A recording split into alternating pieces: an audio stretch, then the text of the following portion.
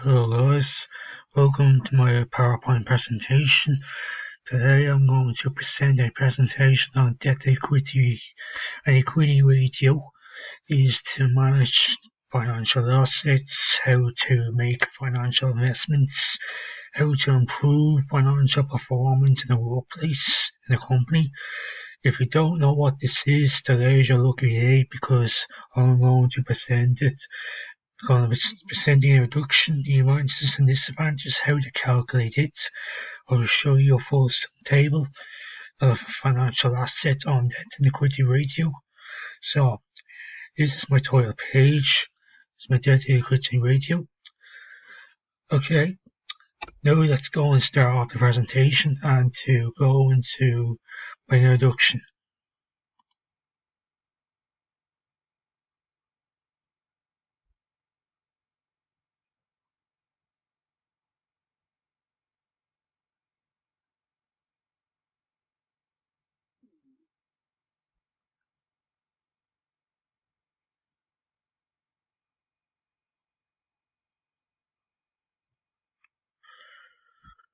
Right, okay, so introduction.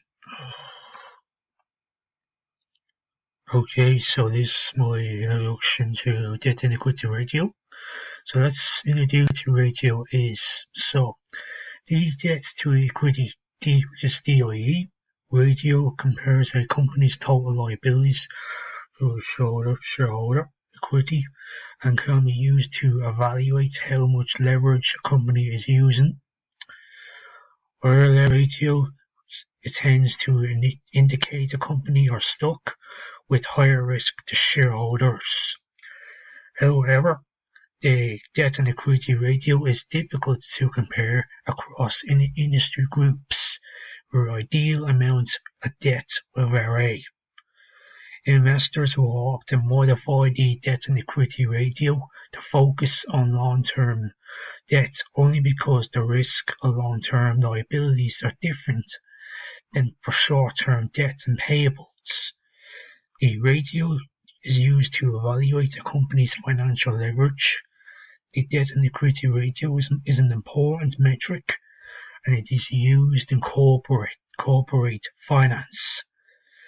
It is the degree to which a company is financing and its operations through debt versus wholly owned funds.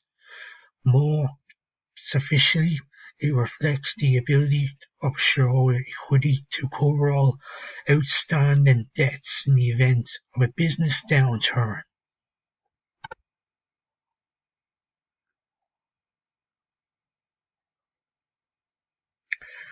Let's go on to the next slide.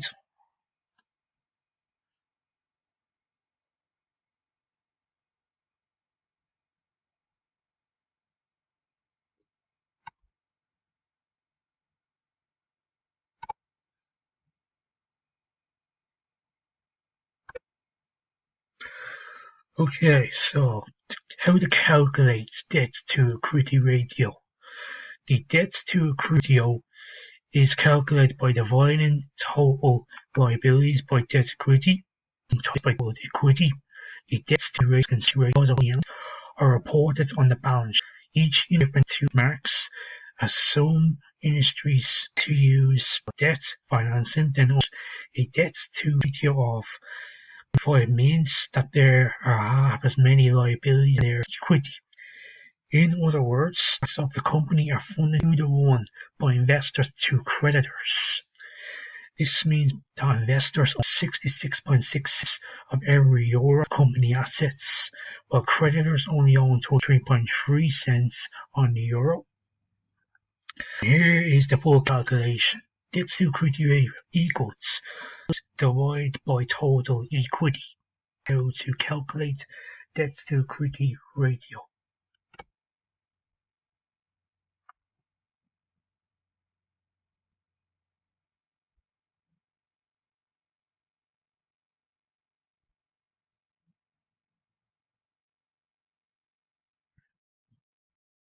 Okay, now we're on the next slide.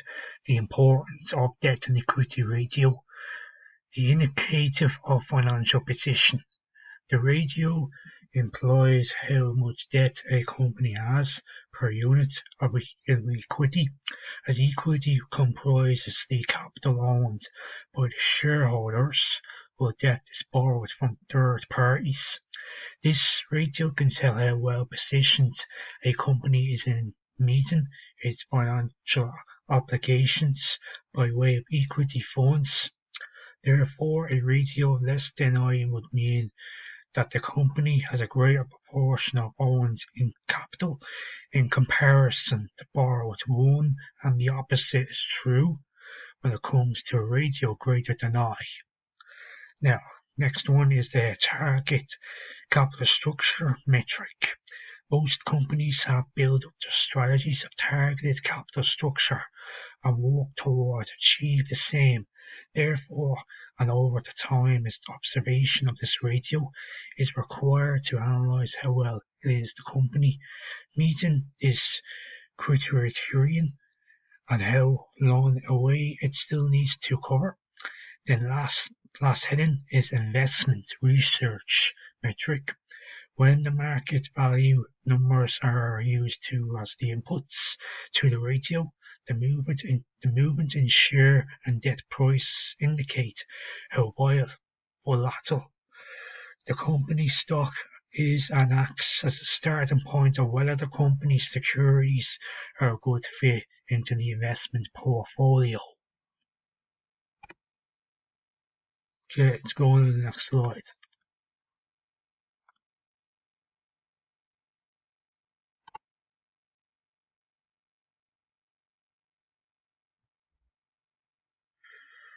Okay, the next slide is the ratio.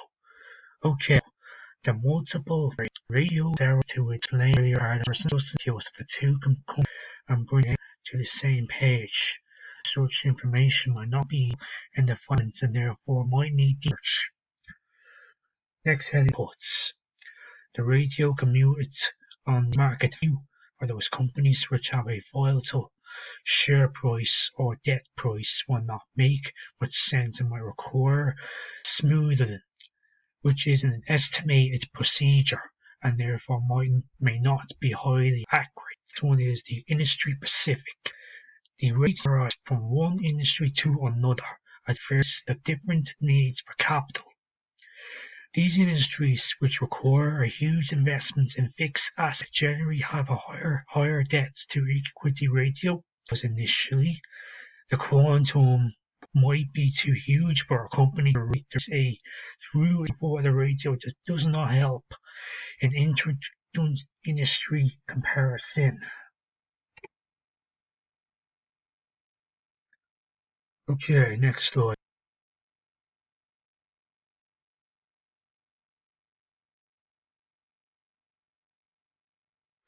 Is debt and ratio.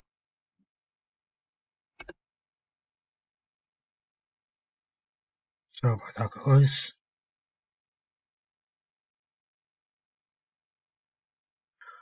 Okay, because the lender does not have to interest in the company, lend only to repayment of the principal of the loan plus interest. There is no direct profits of the business. If the company is the owners reap a portion of the reward if they sold stock in the company to investors and financed up, except in the case of rare loans, interest of amounts which can be forecast and planned for. Interest on the debt deducted on the company's tax, lowering the actual cost of the loan to the company. Raising debt capital is less complicated because the company is not required to state and federal securities laws and regulations. And then the company is not required to send periodic mailings to large numbers of investors, hold periodic meetings of shareholders, and seek to vote with shareholders before taking actions.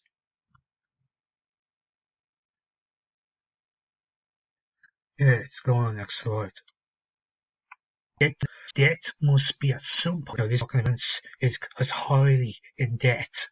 So interest is a fixed which raises even point. Interest costs during difficult financial periods can increase the risk of solvency. Too highly leveraged, the large of debt as compared to equity, combined with difficult costs of the high cost of servicing the debt. Cash flow of both the principal and interest and must be bought, so not repayable in varying amounts over time based on the business cycles of the company. Debt instruments often contain risks on the liquidities, preventing management from pursuing options on non-core business opportunities. The larger a company's debt-equity ratio, the more risky the company is considered by lenders and investors. Accordingly, the business is limited as to the amounts it can carry. The company is usually required to pledge assets of the company to the lender as collateral, and owners of the company are in some cases required to personally guarantee of the loan.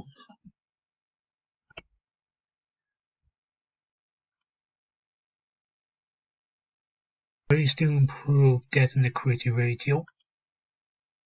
A company or additional shares flow which can pay the existing debt and equity swap fields. Okay, now the next slide, and that'll be the last view. Of debt and equity ratio. So now we know the potential leverage a company has in lieu of investment research.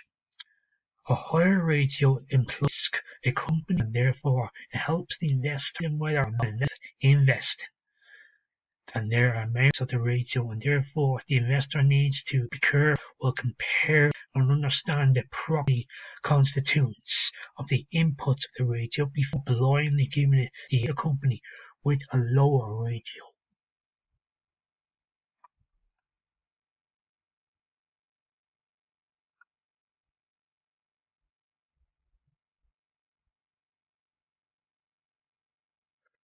Okay, now we're going to review the slides and check the accessibility on the slides.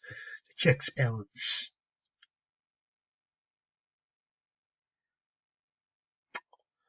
Okay, slide number 9, let's check it out. You can see it there, so just one error. Want to recheck it, just click recheck. Okay, now let's check the slides.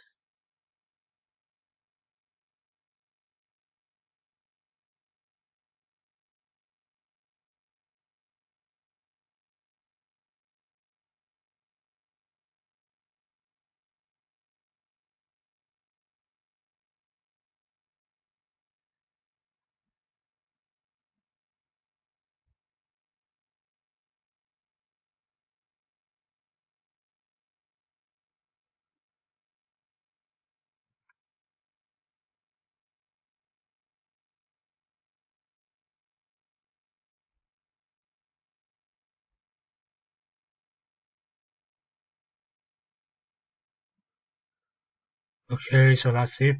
That's what debt and equity ratio is. So that's all I presented to you and show you how to calculate and what the debt and equity ratio is.